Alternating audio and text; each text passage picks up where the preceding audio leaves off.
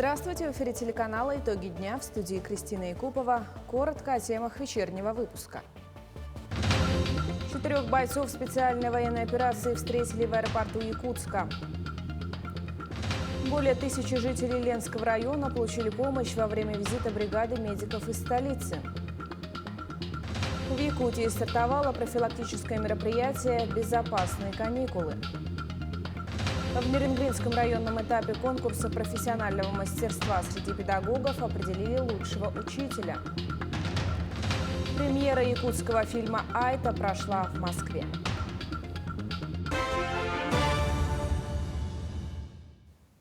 Сегодня в Якутск из зоны проведения специальной военной операции в отпуск приехали 4 военнослужащих. В этот раз на родину вернулись парни из Верхневилюйского, Татинского, Улусов и города Якутска. Их вместе с родными и близкими в аэропорту встретила председатель постоянного комитета Государственного собрания Илтумен Республики Феодосия Габышева. По сложившейся традиции парламентарий вручила бойцам сувенир от имени Илдархана Айсена Николаева. В Якутске представители военных вузов страны провели профориентационные мероприятия для учащихся школ. Уроки состоялись в военно-учебном центре Северо-Восточного федерального университета. Подробнее в материале Светланы Амосовой. Свыше 500 учащихся школ и колледжей Якутска прошли профориентацию в военно-учебном корпусе СВФУ. В этом году впервые за всю историю Якутии в регион приехал самый крупный десант военных учебных заведений. А это 11 представителей из 9 военных вузов Министерства обороны. Приехали, побывали во школах, побывали в колледже теории энергетики, побывали в кадетской школе-интернате в Мархе, побывали в международной артиллерийской школе, Малой академии наук. Мы постарались показать весь объем нашего образования, наших детей. Они очень хорошо отзываются, положительно отзываются о наших ребятах. Для школьников организована обширная программа. Сначала ребят распределили на группы. Первый, второй, третий, четвертый. Первый.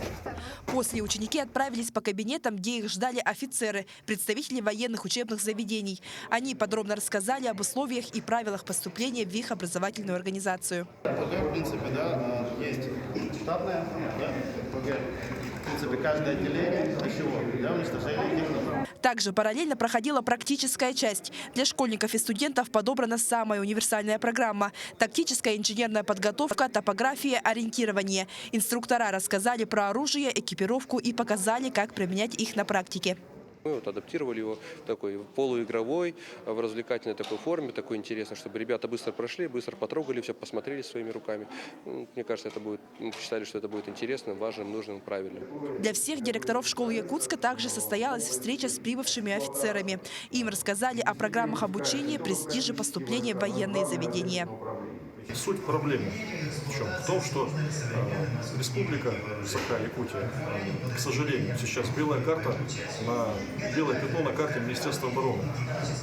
Выпускники школ, выпускники колледжей среднего профессионального образования не знают, что можно выбрать стезю служения Родине, можно стать офицером. Есть такая профессия – Родину защищать. Данное мероприятие нацелено на привлечение молодого поколения к поступлению в военные учебные заведения, а также для поднятия духа патриотизма среди молодежи. Светлана Амосова, Виктор Ячковский, Якутск. В Якутске начались мероприятия 9-го съезда Совета муниципальных образований Якутии.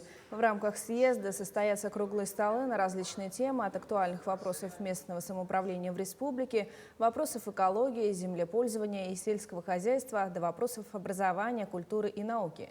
Делегаты проведут встречи в исполнительных органах государственной власти республики, обсудят вопросы социально-экономического развития муниципалитетов. Запланированы рабочие встречи главы Якутии Айсена Николаева с главами городских округов и муниципальных районов республики, а также пройдут стратегическая сессия по перспективам развития сельских населенных пунктов и дискуссионные площадки по развитию отраслей промышленного производства в муниципальных образованиях республики. По итогам съезда обязательно будет принята резолюция, которая будет обязательным к исполнению для органов федерального уровня, регионального уровня. Это станет настольной книгой, как раз каким образом будем совершенствовать уже обозначенные проблемы, которые есть. Всю прошлую неделю в Ленске работала мобильная бригада медиков из города Якутска. Медицинское обследование получили более 1000 человек. Это не только жители города, но и наследников района. Ленчане остались довольны приездом врачей и надеются, что такие выездные осмотры будут проводиться и дальше. Валентина Кузнецова записалась на прием к оториноларингологу из города Якутска сразу, как только узнала о приезде мобильной бригады. В Ленской ЦРБ долгое время не ведет прием лор-врач. Обратиться за квалифицированной помощью до сих пор было некому. У нас же нет лора, и мы от этого, правда, пациенты страдаем. Потому что, ходим так в медикум, конечно, но все равно как такового лечения. Поэтому я очень надеюсь, что мне поможет визит доктора. Сейчас назначит лечение, и я буду ходить. Если на физиопроцедуру, я согласна на все, в общем-то. Врач быстро нашел причину беспокойства Валентины Александровны и прописал необходимое лечение. Женщина осталась довольна. Вместе с врачом-оториноларингологом в течение 2 недель в Ленском районе работал врач-дерматовенеролог, кардиолог и онколог. Бригада специалистов была сформирована Минздравом здравоохранения республики. К работе врачи приступили 13 марта. Начался осмотр жителей с поселка Пеледуй. Дальше последовали Витим, Талонский наслег, село Южная Нюя. Первую неделю нам на помощь также присоединились врачи Ленской ЦРБ, врач-фтизиатр и врач-невролог. В общем количестве первой недели мы посмотрели 625 пациентов и плюс 2 выездных осмотра на дом. Всю прошлую неделю бригада медиков работала в городе. Прием пациентов осуществлялся как по записи, так и по живой очереди. В день на одного врача приходилось от 30 до 40 пациентов. Наплыв большой, то есть спрос есть, и все пациенты, которые пришли на прием, у всех есть диагнозы. Медицинская бригада осматривала пациентов, прописывала лечение. Также врачи давали направление на обследование и специализированное лечение. Назначали телемедицинскую консультацию, устанавливали многим ранее невыявленные диагнозы. Мы отправили на телемедицинскую консультацию в общем количестве 29 пациентов. То есть это пациенты, которым в будущем может быть показано оперативное лечение. Также отправили на консультационный отдел Национального центра медицины 16 пациентов. Среди них есть пациенты, которым требуется высокотехнологическая медицинская помощь. Это такие операции, как тимпанопластика, установление барабанной перепонки.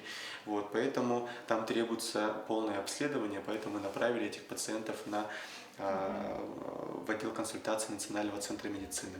Во время планового осмотра 3 пациента были госпитализированы с острым инфарктом миокарда. В кардиососудистый центр направлены 46 человек. 43 пациента направлены в сурдологический центр города Якутска. В общей сложности за время работы бригада провела осмотр более 1100 пациентов.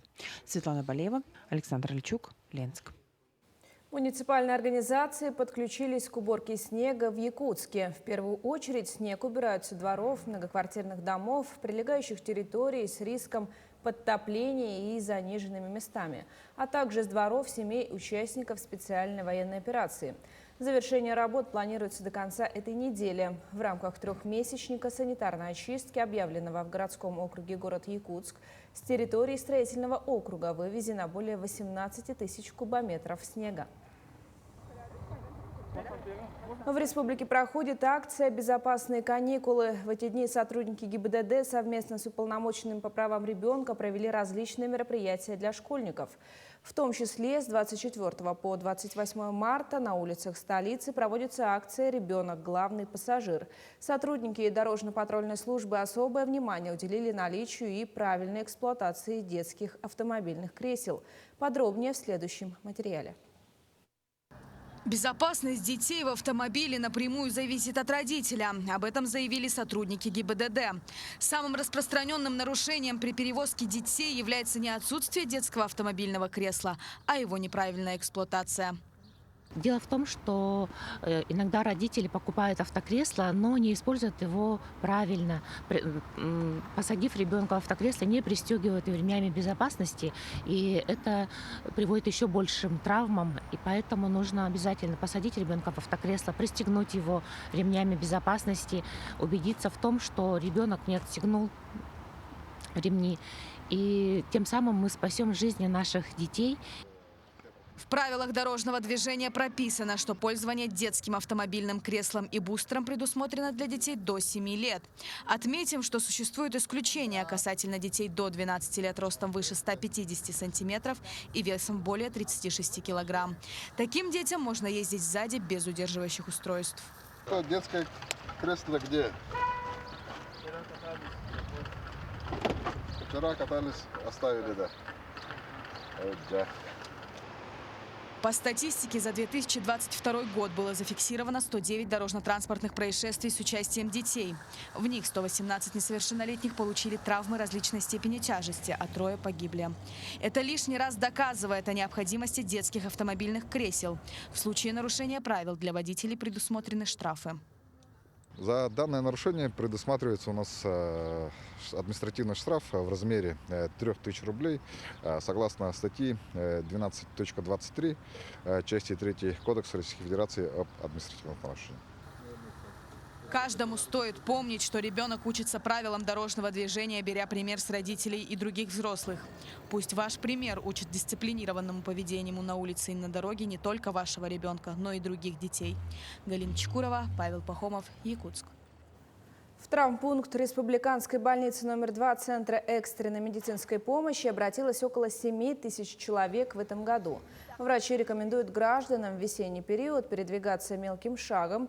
Также советуют не ходить по кромке тротуара рядом с проезжей частью. Спускаться по лестнице необходимо только держась за перила. Не следует перебегать проезжую часть. Ну и, конечно же, ни в коем случае при травме не стоит заниматься самолечением, а сразу же обратиться в медучреждение. Лучший исполнитель на народных инструментах. Такое звание получит победитель 6-го республиканского конкурса «Таланты народные» имени заслуженного деятеля искусств республики Людмилы Киселевой, который открылся в Якутском музыкальном колледже. В этом году конкурс приурочен к 75-летию юбилею колледжа. В нем принимают участие учащиеся детских школ искусств, учреждений дополнительного образования и средних специальных учебных заведений республики. С музыкантами встретилась Мария Кардашевская.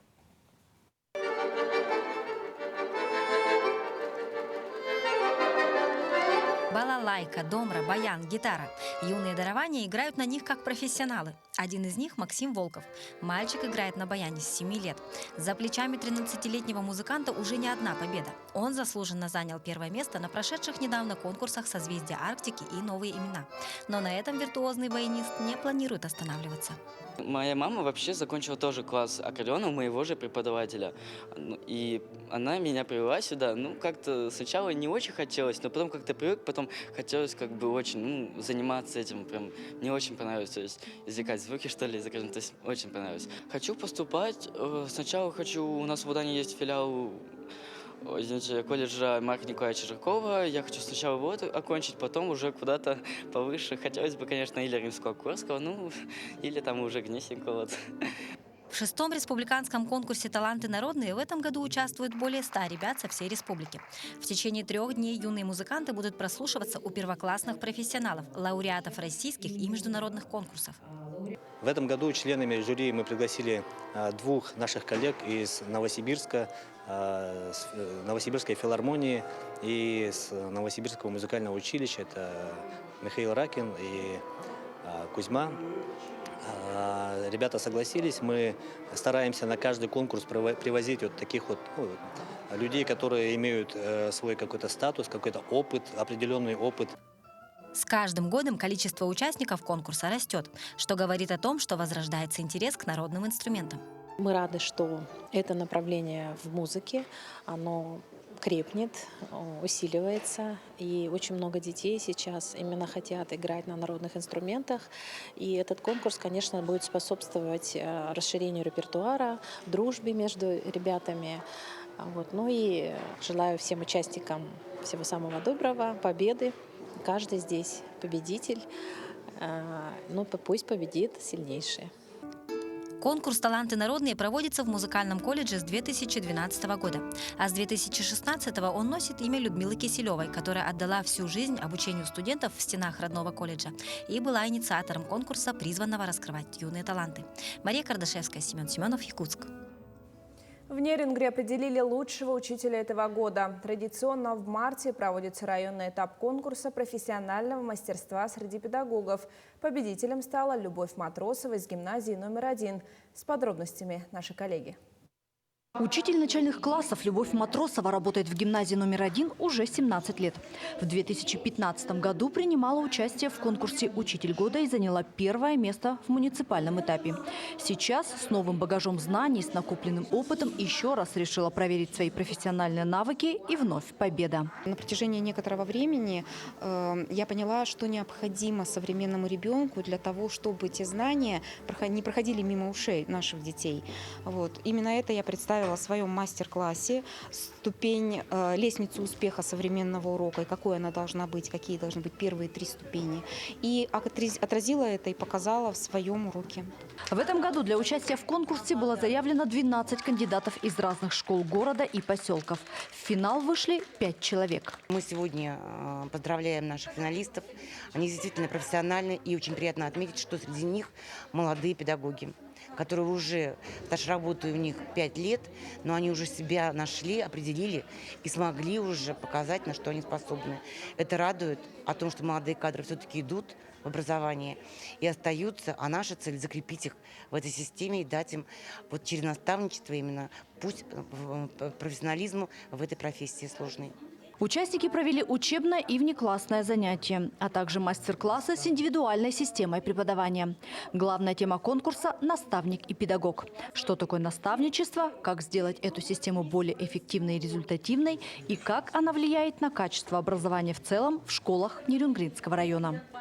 Ирина Жданова, Захар Головин, Нерюнгри. В Якутске состоялось торжественное награждение победителей регионального этапа Всероссийского чемпионата по профессиональному мастерству «Профессионалы-2023». В период с 11 по 26 марта более 2000 участников соревновались за право называться лучшими в своем деле по 126 компетенциям. Приняли участие не только профессионалы из Якутии, но также были конкурсанты из Хабаровска, Северной Осетии, Алании и Казахстана. На отборочный этап по итогам соревнования прошли 310 молодых профессионалов и 197 юниоров. Уже в июне и июле они будут соревноваться за право попасть в финал, который пройдет с 25 по 29 ноября в Санкт-Петербурге.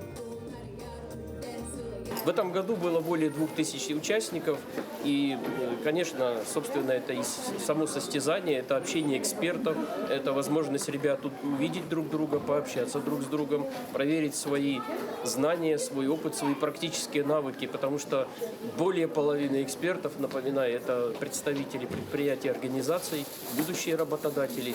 Ну и также, конечно же, наш открытый региональный чемпионат. Он принял в себя участников из многих других регионов страны.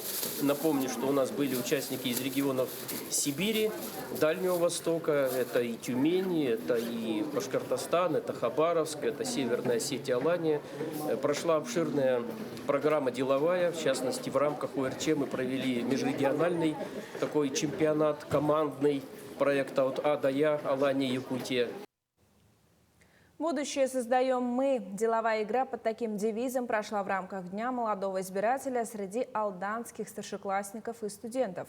В этом году День молодого избирателя прошел 26 марта, а приуроченные к знаменательной дате мероприятия проходят в течение месяца. Какими знаниями обладает молодежь, узнала Татьяна Вахнина. Как известно, с совершеннолетия избирательное право в полной мере должно быть предоставлено каждому гражданину. Некоторые нюансы ряда процедур необходимо знать всем, и знания, полученные до 18 лет, вовсе не будут лишними. Уровнем правовой грамотности алданские старшеклассники и студенты померились в деловой игре «Будущее создаем мы». Мы сегодня посмотрим, как они усвоили и программы школьные по избирательным правам, и как они знают все, что касается права избирателя. В поединке сошлись 3 команды. Игра прошла в рамках Дня молодого избирателя. Инициатором ее проведения выступила Алданская территориальная избирательная комиссия, а правовой площадкой стал политехникум. Повышение именно правовой грамотности по избирательному праву – это очень важный вопрос. Для чего это все проводится? День молодого избирателя учрежден и проводится уже с 2007 года, ежегодно. И это очень важная задача – привлечение молодежи к выборам, участие в выборах. Битва была напряженной и динамичной. В ходе игры ребята представили домашнее задание и рассмотрели реализацию прописанных в Конституции России прав в конкретных ситуациях. Кроме того, каждой команде участников предстояло ответить на ряд вопросов. К слову, сами вопросы не были сложными, но иногда мешало волнение. Наша задача поставить на крыло нашу молодежь. И одна из задач – это и воспитание молодежи в рамках того, чтобы они всегда участвовали в таких мероприятиях. Не будущие избиратели, они будущие сами могут быть еще избранными, поэтому мы их готовим к этой части. Игра стала не просто соревновательной, но и познавательной. По итогам поединка первое место заняла команда Алданского политехникума «Лидер». На вторую ступень почетного пьедестала взошли учащиеся школы номер 2, а бронзу завоевала команда «Монолит» школы с углубленным изучением отдельных предметов. Татьяна Вахнина, Алдан. Первую сваю спортивного зала единоборств для занятий самбо и дзюдо установили на площадке по улице Губина в столице республики. Здание построят к 2024 году к играм «Дети Азии». Общая площадь спортсооружения составит 1286 квадратных метров. В нем будет предусмотрен зал единоборств на 417 квадратных метров. В мероприятии принял участие премьер-министр Андрей Тарасенко. Он отметил, что в республике должно строиться больше спортивных объектов и чтобы у ребят было еще больше возможностей достигать спортивных успехов. Все получилось благодаря и инициативе Федерации самбо, именно президента Вячеслава Литавина и, конечно же, любителей этого вида спорта. Мы, как Министерство культуры и спорта, конечно же, этот проект поддержали. Поддержал и Андрей Владимирович Тарасенко, председатель правительства. И благодаря общими усилиями сегодня мы уже забили первую сваю. Грандиозный сеанс одновременной игры в шашки на 500 досках пройдет в Якутске 2 апреля. Против любителей популярной игры выйдут 8 гроссмейстеров региона. Событие зарегистрируют в Международном агентстве регистрации рекордов «Интеррекорд» как самый массовый сеанс одновременной игры в истории шашечного спорта. Мероприятие приурочено к столетию физкультурного движения в республике. Масштабный сеанс должен побить предыдущий рекорд, который был поставлен в июле 2022 года в Санкт-Петербурге. Тогда в честь 350-летия города любители сыграли против гроссмейстеров на 350 досках. Республиканские театры Якутии отметили Всемирный день театра благотворительной театрализованной концертной программой. Постановку представили на сцене Саха-театра. Все средства от продажи билетов будут направлены в помощь бойцам специальной военной операции. Представление собрало полный зал. Якутия по праву считается театральным регионом. Здесь работают 10 профессиональных республиканских театров. За прошлый год постановки посетили свыше 324 тысяч зрителей. И история театрально богатая, позитивная, и впереди, уверен, новые достижения, новые гастроли и новые зрители. Мы же воспитываем новое поколение, поэтому театр юного зрителя, где работает Алексей Павлов, единственный у нас в республике человек, который имеет премию Федора Волкова. Первое имя носит, которое первый русский театр нашей Российской Федерации. Якутия – театральный регион. И у нас есть чем гордиться, к чему стремиться и куда двигаться. В Москве прошла премьера новой картины якутского режиссера Степана Бурнашова. На показ пришли известные деятели индустрии кино и телевидения, а также наши многочисленные земляки. Фильм рассказывает о гибели школьницы и поисках виновных в этом преступлении. И, по мнению критиков, получился захватывающий триллер в лучших традициях умного Голливуда. Лента уже стала триумфатором кинофестиваля «Зимний» с наградами за лучшую режиссуру и лучшую мужскую роль. В общероссийском прокате картина уже с 30 марта. Каждый проект дает многое, да, и в опыте работы тоже, да, и я всегда учусь на своих проектах в детективном ключе. Это моя первая работа, но я не специально выбирал жанр. У меня всегда истории выбирают жанр, в рамках которого они будут рассказаны. И зачастую у меня получается не один жанр, а несколько. На этом все. Наши корреспонденты продолжат следить за развитием событий.